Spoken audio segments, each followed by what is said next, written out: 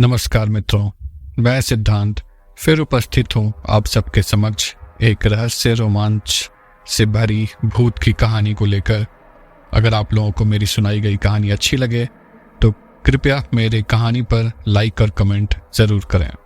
तो चलिए शुरू करते हैं आज की हमारी कहानी। कहानी का नाम है भूत जो अच्छा था।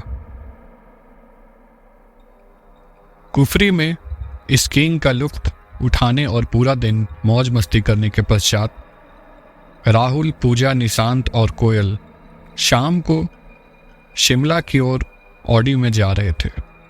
सर्दियों के दिन, जनवरी का महीना, शाम के 6 बजे ही गहरी रात हो गई थी। गोल घुमावदार रास्तों में अंधकार को चीरती पेड़ों के झुरमुट के बीच कार चलती जा रही थी। सैलानी ही इस समय सड़कों पर कार चलाते नजर आ रहे थे। टूरिस्ट टैक्सियां भी वापस शिमला जा रही थी। कुफरी की ओर इक्का दुक्का कारें ही जा रही थी। बातों के बीच चारों शिमला की ओर बढ़ रहे थे। लगभग आधा सफर कट गया था।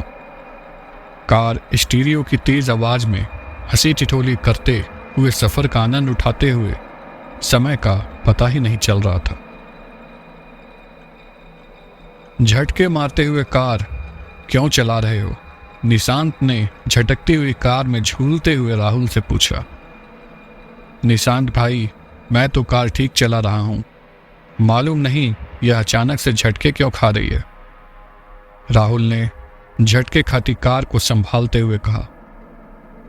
कार को थोड़ा साइड करके देख लेते हैं, हो सकता है कि डीजल में कचरा आ गया हो।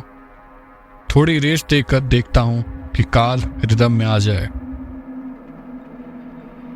राहुल ने क्लच दबाते हुए कार का एक्सीलेटर दबाया, लेकिन कोई खास कामयाबी नहीं मिली। कार झटके खाती हुई रुक गई। अब क्या करें? चारों के मुख से एक साथ निकला। सभी सोचने लगे कि काली रात के साये में कुछ भी नजर नहीं आ रहा था। सोने पे सुहागा तो धुंध ने कर दी थी। धीरे धीरे धुंध बढ़ रही थी। ठंडक भी धीमे धीमे बढ़ रही थी। कार सड़क की एक साइड पर खड़ी थी। इक्का दुक्का कार टैक्सी आ जा रही थी। निशांत बाहर निकलकर मदद मांगनी पड़ेगी। कार में बैठे रहने से कुछ नहीं होगा। कार तो हम चारों का चलाना आता है, लेकिन कार के मैकेनिक गिरी में चारों फेल हैं। शायद कोई कार या टैक्सी से कोई मदद मिल जाए। कहकर राहुल कार से बाहर निकला। एक ठंडे हवा के तेज झोंके ने स्वागत किया। शरीर में झुरझुरी सी फैल गई। निशांत भी कार से बाहर निकला। कोयल और पूजा कार के अंदर बैठे रहे। ठंड बहुत अधिक थी। दिल्ली निवासियों राहुल और निशांत की झुरझुरी निकल रही थी। दोनों की हालत दयनीय होने लगी। थोड़ी देर खड़े रहे तो हमारी कुल्फी बन जाएगी, राहुल ने निशांत से कहा। ठीक कह रहे हो, लेकिन कर भी क्या सकते हैं? निशांत ने जैकेट की टोपी को ठीक करते हुए कहा। लिफ्ट मांगकर शिमला चलते हैं, कार को यहीं छोड़ जाते हैं। सुबह शिमला से मैकेनिक ले आएंगे, राहुल ने सलाह दी। ठीक कहते हो, रात का समय था। गाड़ियों की आवाजाही नगण्य थी। काफी देर बाद एक कार आई। उनको कार के बारे में कुछ भी नहीं मालूम था। वैसे भी कार में 5 सवारियां थी, कोई मदद नहीं मिली। 2-3 कारें और आई, लेकिन सभी में पूरी सवारियां थी। कोई लिफ्ट न दे सका। एक टैक्सी रुकी। ड्राइवर ने कहा, जनाब, मारुति होंडा टोयोटा की कार होती तो देख लेता। यह तो ऑडी है, मेरे बस की बात नहीं है। एक काम कर सकते हो, टैक्सी में एक सीट खाली है। पति पत्नी कुफरी से शिमला लौट कर जा रहे हैं। उनसे पूछो, अगर इजाजत मिली तो एक हमारे साथ जा सकता है। वहां से मैकेनिक लेकर ठीक करवा सकते हो। टैक्सी में बैठे पति पत्नी ने इजाजत दे दी। राहुल टैक्सी में बैठकर शिमला की ओर रवाना हुआ। निशांत कार में बैठ गया। निशांत, कोयल और पूजा बातें करते हुए समय व्यतीत कर रहे थे। धुंध बढ़ती जा रही थी। थोड़ी देर बाद निशांत पेशाब करने के लिए कार से उतरा। पूजा, कोयल कार में बैठे बोर हो गई थी। मौसम का लुत्फ उठाने के लिए दोनों बाहर कार से उतरी। कपकपाने वाली ठंड थी। कार में बैठो, बहुत ठंड है। कुल्फी जम जाएगी, निशांत ने दोनों से कहा। बस 2 मिनट मौसम का लुत्फ लेने दो, फिर कार में बैठते हैं, कोयल और पूजा ने निशांत को कहा। भूतिया माहौल है, कार में बैठते ही निशांत ने कहा। निशांत की बात सुनकर कोयल खिलखिलाकर हंसती। भूतिया माहौल नहीं, मुझे तो फिल्मी माहौल लग रहा है। किसी भी फिल्म की शूटिंग के लिए परफेक्ट लोकेशन है। काली अंधेरी रात, धुंध के साथ सुनसान पहाड़ी सड़क, हीरो हीरोइन का रोमांटिक मूड, सेंसुअस सॉन्ग। कौन सा गीत याद आ रहा है? तुम दोनों गाओ, मेरा रोमांटिक पार्टनर तो मैकेनिक लेने गया है, पूजा ने ठंडी आह भरकर कहा। तीनों हंस पड़े। तीनों अपनी बातों में मस्त थे। उनको मालूम ही नहीं पड़ा कि कोई उनके पास आया है। एक शख्स जिसने केवल टी शर्ट पैंट पहनी हुई थी निशांत के पास आकर बोला, क्या आपके पास माचिस है? इतना सुनकर तीनों चौंक गए। जहां तीनों ठंड में कांप रहे थे, वहीं वह शख्स केवल टी शर्ट और पैंट पहने खड़ा था। कोई ठंड नहीं लग रही थी उसे। निशांत ने उसे ऊपर से नीचे तक गौर से देखकर कहा, आपको ठंड नहीं लग रही क्या? उसने निशांत के उस प्रश्न का कोई उत्तर नहीं दिया, बल्कि बात करने लगा। आप भूतिया माहौल की अभी अभी बातें कर रहे थे। क्या आप भूतों में विश्वास करते हैं? क्या आपने कभी भूत देखा है? नहीं, दिल्ली में रहते हैं, न तो कभी देखा है और न कभी विश्वास किया है भूतों पर। निशांत ने कहकर पूछा, क्या आप विश्वास करते हो? हम पहाड़ी आदमी हैं।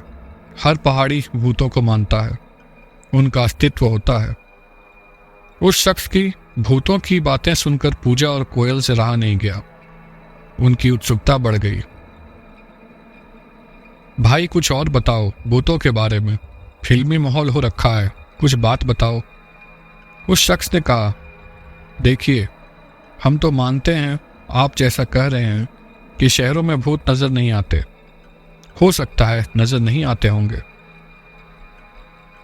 मगर पहाड़ों में तो हम अक्सर देखते रहते हैं। कहाँ से आते हैं भूत और कैसे होते हैं, कैसे नजर आते हैं? निशांत ने पूछा। उस शख्स के हाथ में सिगरेट थी। वह सिगरेट को हाथों में घुमाता हुआ बोला, भूत हमारे आपके जैसे ही होते हैं, वे रोशनी में नजर नहीं आते हैं। होते कौन हैं भूत, कैसे बनते हैं? कोयल ने पूछा। यहाँ पहाड़ों के लोगों का मानना है कि जो अकस्मात किसी दुर्घटना में मौत के शिकार होते हैं या फिर जिनका कत्ल कर दिया जाता है, वे भूत बनते हैं। उस शख्स ने कहा, क्या वो किसी को नुकसान पहुंचाते हैं, मारपीट करते हैं? निशांत ने पूछा। अच्छे भूत किसी को कुछ नुकसान नहीं पहुंचाते हैं। अच्छा, मैं चलता हूं, सिगरेट मेरे पास है, आपके पास माचिस है तो दीजिए, सिगरेट सुलगा लेता हूं। उस शख्स ने कहा। निशांत ने लाइटर निकालकर जलाया। उस शख्स ने सिगरेट सुलगाई। लाइटर की रोशनी में सिर्फ सिगरेट नजर आई। वह शख्स गायब हो गया। लाइटर बंद होते ही वह शख्स नजर आया। तीनों के मुख से एक साथ निकला, भूत। तीनों, निशांत, कोयल और पूजा का शरीर अकड़ गया और बेसुध होकर एक दूसरे पर गिर पड़े। अकड़ा शरीर, खुली आंखें, लगभग मृत्यु देह के समान तीनों मूर्छित थे। वह शख्स कुछ दूरी पर खड़ा सिगरेट पी रहा था। तभी वहां आर्मी का ट्रक गुजरा। उसने ट्रक को रुकने का इशारा किया। ट्रक ड्राइवर उसे देखकर समझ गया कि वह कौन है। ट्रक से आर्मी के जवान उतरे और उन तीनों को ट्रक पर डाला और शिमला के अस्पताल में भर्ती कराया। कुछ देर बाद राहुल कार मैकेनिक के साथ एक टैक्सी में आया। अकेली कार को देख परेशान हो गया कि तीनों कहाँ गए। वह शख्स जो कुछ दूरी पर था राहुल को बताया कि ठंड में तीनों की तबीयत खराब हो गई, आर्मी के जवान उन्हें अस्पताल ले गए हैं। कहकर वह शख्स विपरीत दिशा की ओर चल दिया। मैकेनिक ने कार ठीक की और कुछ देर बाद शिमला की ओर रवाना हुए। राहुल सीधा अस्पताल गया, डॉक्टर से बात की। डॉक्टर ने कहा तीनों को सदमा लगा है, वैसे घबराने की कोई आवश्यकता नहीं है, लेकिन सदमे से उभरने में समय लगेगा। राहुल को कुछ समझ नहीं आया कि उन्होंने क्या देखा कि इतने सदमे में आ गए। अगली सुबह आर्मी ऑफिसर अस्पताल में तीनों को देखने आया। राहुल से कहा, आई एम कर्नल अरोड़ा, मेरी यूनिट ने इन तीनों को अस्पताल एडमिट कराया था। राहुल ने पूछा, मुझे कुछ समझ नहीं आ रहा कि अचानक से क्या हो गया। कर्नल अरोड़ा ने राहुल को रात की बात विस्तार से बताई कि वह शख्स भूत था जिसे देखकर तीनों सदमे में चले गए और बेसुध हो गए। वह एक अच्छा भूत था। अच्छे भूत किसी का नुकसान नहीं करते। उसने तीनों की मदद की, हमारे ट्रक को रोका और राहुल के वापस आने तक भी रुका रहा। शाम तक तीनों को होश आ गया। 2 दिन बाद अस्पताल से छुट्टी मिली और सभी दिल्ली वापस गए, लेकिन सदमे से उभरने में लगभग 3 महीने लग गए। आज 7 साल बीत गए इस घटना को। चारों कभी भी घूमने रात को नहीं निकलते। नाइट लाइफ बंद कर दी, घर से ऑफिस और ऑफिस से घर, बस यही रूटीन है उनका। इस घटना को याद करके आज भी उनका बदन ठंडा होने लगता है। इसी के साथ कहानी समाप्त होती है मित्रों। मैं फिर मिलूंगा आप लोगों से एक नई मज़ेदार कहानी को लेकर। तब तक के लिए धन्यवाद।